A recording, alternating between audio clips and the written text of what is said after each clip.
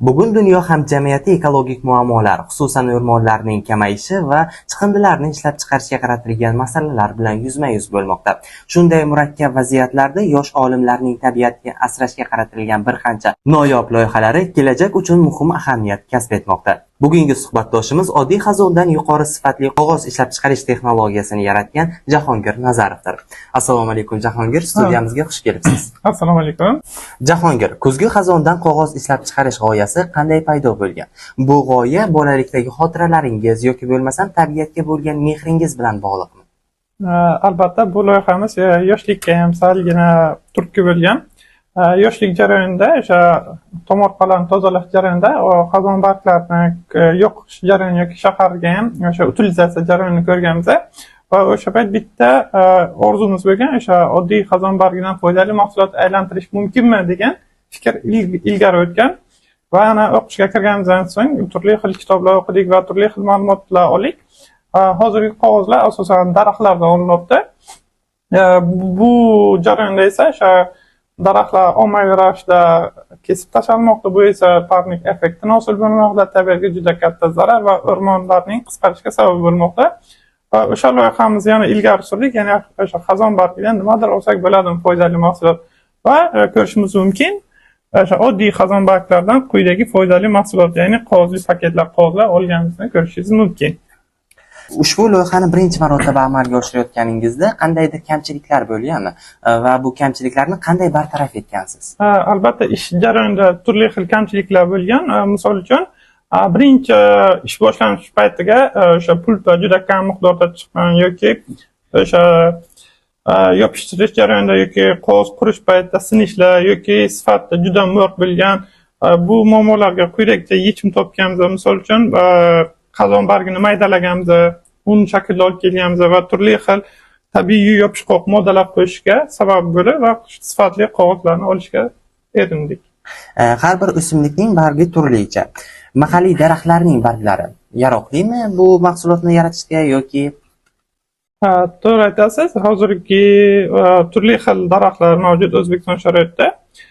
Hammasi ham bir xil effekt bermaydi. Misol uchun qaysidir daraxtlarga sellyuloza miqdori ko'p, qaysi biridek kam.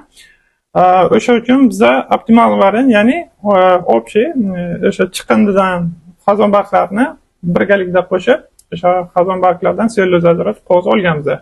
Qog'oz ishlab chiqarish jarayonida biz bilamizki, daraxtlarni saqlab qolish albatta muhim ahamiyat kasb etadi va shu bilan birgalikda tuproq, suv va havoga bo'lgan tushunchalarga qanday qaraysiz?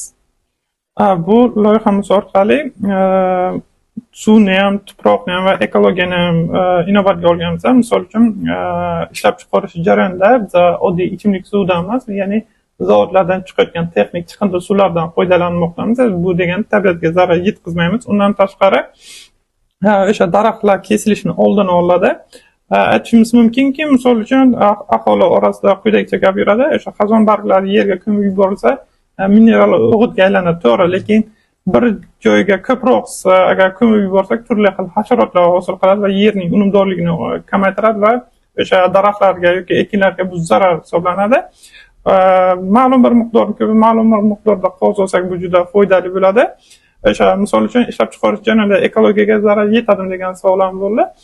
Bu hech qanaqa zarar yetkazmaydi ishlab chiqarish jarayonida, chunki hech qanaqa biza ishlab chiqarish jarayonida na gaz, na elektrdan foydalanamiz. Quyosh panellaridan foydalansak, bu birinchidan hech qanaqa zarar yetkazmaydi va o'sha suvdan ham organik o'g'it, ya'ni tabiiy pigmentlar chiqadi bargni, o'shani tabiiy ozuqa, ya'ni yerlarga, ekinlarga tabiiy organik o'g'itga aylantirsak ham bo'ladi. Sifat va chidamlilik jihatidan bargdan yasalgan qog'oz oddiy qog'ozlardan nimasi bilan farqlanadi? Deyarli sifat jihatdan bir xil deyishimiz mumkin. Prosta bizani ishlab chiqarayotgan xazon barglarimiz hozirgi kunda o'sha tipografiya jarayonida salgina muammo bo'lmoqda, ya'ni bo'yoqni o'ziga saqlab qolmayapti. Misol uchun o'sha printerga pechat sifatida foydalansak, rang ushlamayapti, ushlasa ham o'chib ketmoqda. Bu bo'yicha hozir biz ish olib bormoqdamiz, ya'ni kamchiliklarni tuzatish yo'lida biz. Bargdan qog'oz ishlab chiqarish jarayoni anchagina vaqt olishi tabiiy va bu jarayonni tezlashtirish yoki bo'lmasam o'sha loyihani mexanizatsiyalashtirish imkoniyati bormi yoki faqat qo'lda yasash imkoniyati bormi? Albatta, bu hozir xazon barglari birinchi navbatda qo'l mehnati bo'lganligi uchun juda ko'p vaqt sarflanmoqda, lekin buni kelajakda hozirgi bu qog'oz olish jarayonida albatta qo'l mehnati bo'lganligi uchun ko'p vaqt sarflanmoqda, lekin kelajakda buni texnika yordamida amaliyotga joriy qilsak, albatta vaqt tejaladi va sifati ham oshadi degan umidda biza. Mahsulotingiz bozorbop bo'lib ketish haqida ham o'ylab ko'rganmisiz va rejalaringiz haqida bo'lishib o'tsangiz? Albatta, bu mahsulotimizni bozorga ham kiritish niyatida biza. Hozirgi kunda yurtboshimiz tomonidan 2025 va 2027-yilda shu plastik bilan ifloslanishni yo'qotish bo'yicha milliy dastur loyiha ishlab chiqarilmoqda. Bu esa o'sha qog'ozli paketlarga talab ortmoqda. Bu loyihamiz orqali biz bozorga kirib, bemalol raqobatdosh qilib daromad olishimiz mumkin. Bilishimizcha, bir dona A4 formatdagi sariq qog'ozni ishlab chiqarish uchun 50 so'm sarf qilinar ekan. Bu juda qimmat emasmi? Boshiga bu albatta qo'l mehnati bo'lgani uchun qimmat bo'lishi mumkin. Keyinchalik o'sha buni keng ommaviy texnika bilan amaliyotga joriy qilganimizga keyinchalik arzonga chiqishi mumkin. Misol uchun Samarqandga o'sha oddiy A4 formatdagi qog'oz 50 ming so'mga chiqadi, bizniki 50 so'mga, hatto 100 so'mga ham bormayapti. Ko'rishimiz mumkinki, ushbu materiallarni va bular haqida ham biroz to'xtalib o'tsangiz, bular nima? Bu esa shu misol ustida ko'rishimiz mumkin. Birinchi oddiy xazon barglari biz yig'ib olamiz va uni maxsus apparatimiz orqali tegirmonga olib maydalaymiz va ko'rishimiz mumkinki, shu kukun holatiga olib kelamiz. Kukun holatiga olib kelganimizdan so'ng uni kimyoviy ishlov berish bosqichi boshlanadi albatta. Keyingi bosqich esa turli xil kimyoviy moddalar orqali ishlov berish. Ko'rishimiz mumkin, bu o'sha kimyoviy ishlov jarayonida bizga qora shilimshiq modda hosil bo'ladi. Bu esa deyarli o'sha qog'ozga asosiy xom ashyo hisoblanadi. Va undan tashqari bu bosqichdan so'ng bizga oqartirish bosqichi, salgina rangni o'zgartirish bosqichi bo'ladi va bizga oqartirish jarayonidan so'ng quyidagi modda hosil bo'ladi. Bu esa shu suvni eritib, suvga solib yaxshilab eritamiz va maxsus qolibimiz bor. O'shanga quyidagi razmerdagi qog'oz olsak bo'ladi. Ko'rishingiz mumkin sifatini. Boshqa qog'ozlarda deyarli bir xil tortilganga ham yirtilmaydi va hech qanaqa bunga yopishtirish, ya'ni kley mahsulotlar qo'shilmagan. Ko'pchiligimizda yaxshi g'oyalar bo'lishi mumkin va buni amalga oshirish uchun qaysidir ma'noda bizga bir jur'at yetishmaydi. O'zingizning tengdoshlaringizga yoki bo'lmasa ukalaringizga qanday maslahatlar bera olasiz? Albatta, hozirgi yoshlarga yaxshi loyihalar bor, lekin ularni amaliyotga joriy qilishga turli xil muammolar bo'lmoqda. Birinchisi, o'zingizga ishonch yo'q, turli xil gumonlar, misol uchun xalqning orasida keng tarqalgan tanish bilishing bo'lmasa, cho'ntagingga puling bo'lmasa yuqoriga chiqishing qiyin. Albatta, bu xato ma'lumot. Hozirgi kunda yurtboshimiz tomonidan yoshlarga ko'p imkoniyatlar yaratib berilmoqda. Misol uchun, biz ham ishni boshlash paytimizga shu xalqning orasiga ko'p baribir foyda qilib o'tirma, chiqolmaysan, qo'pol bo'lsa ham yuqorida odaming bo'lmasa, shu xalqqa tanilmaysan, loyihalaring amaliyotga joriy qilinmaydi degan.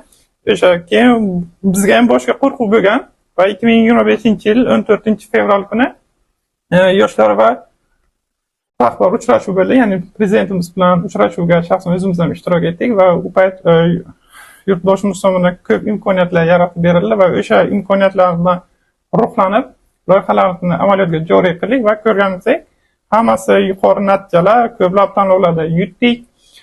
O'zim tengqur yoshlarga aytishim mumkinki, hech boshqa albatta qiyinchiliklar bo'ladi, rad javoblar bo'ladi, to'siqlar bo'ladi. Bu to'siqlarga qaramasdan, qiyinchiliklarga qaramasdan albatta maydonni kattaroq olsak, o'zimiz orzu qilgan natijalarga erishamiz. Rahmat. Bilishimizcha, qog'oz ishlab chiqarishdan tashqari boshqa intellektual mahoratlaringiz ham bor. Shular haqida ham biroz to'xtalib o'tsak. Albatta, qog'ozdan boshqa turli xil loyihalarimiz mavjud.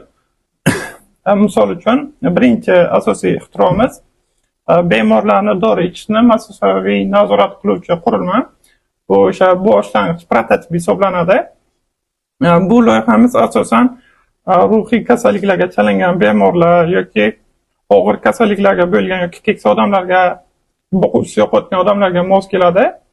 Ya'ni bu qurilmamiz o'sha ichida dori mahsulotlar joylanadi va vaqt bo'lgandan so'ng qurilmaga o'zi bir dona tashaladi va ruhiy tavsiyalar beriladi. Undan tashqari vrach bilan onlayn muloqot, favqulodda vaziyatlar uchun tugma, ko'plab foydali funksiyalar bilan funksiyalar qo'shganmiz. Bu loyihamiz orqali 2025-yilda muhandislik tanlovida ishtirok etganmiz. Yurtboshimiz tomonidan tashkil qilingan muhandislik tanlovida ishtirok etdik va eng yaxshi ixtiro talabalar nominatsiyasi bo'yicha g'oliblikni qo'lga kiritib, innovatsion g'oyalar yetakchisi ko'krak nishonni sazovori bo'ldi. Va qurilmamizni ishlash funksiyasini ham ko'rishimiz mumkin. Misol uchun qurilmani yoqamiz va vaqt o'tgandan so'ng, birozdan keyin buni vaqt o'tgandan so'ng qurilmadan o'zi bir dona tabletka tashaladi va ruhiy tavsiya berishni ko'rishimiz mumkin. Hayotingiz qadrli. Bu dori sizning sog'ligingiz sari yana bir qadam. O'zingizni asrang. Sizning sog'ligingiz biz uchun muhim. Bu kamerasi esa shu vrach bilan onlayn muloqot qilish va o'sha bemor shaxsan o'zi dorini olib iste'mol qildimi yo'qmi, o'shani nazorat qilish uchun qo'yganmiz. Keyingi loyihalarimizdan biri butun dunyo suvda eruvchan va zarar tegmaydigan plastik loyihasi bilan ishlab chiqmoqda g'oyasini. Biz esa shu loyihani ham yo'lini topdik.